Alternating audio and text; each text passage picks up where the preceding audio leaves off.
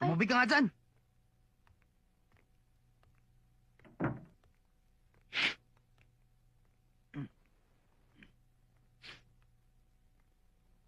Sa edad mong yan, hindi bagay na umiinom ka. Pati ba naman yan, pinakikialaman ninyo? Natural na makialam ako.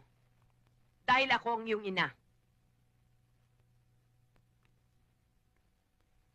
Mas mabuti pa pala yung nasi squatter ako eh.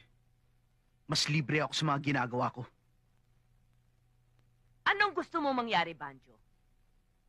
Pabayaan kita kahit mali ang ginagawa mo, ganun ba? At nang matulad ka sa mga kabataan dyan na nalululong sa masamang bisyo? Gusto niyo pala ako lumaki matino eh. Eh bakit niyo ako pinabayaan? Hindi kita pinabayaan. Nang mawalay ka sa akin, hinanap kita. Kahit sinasabi nilang patay ka na, hindi ako naniwala.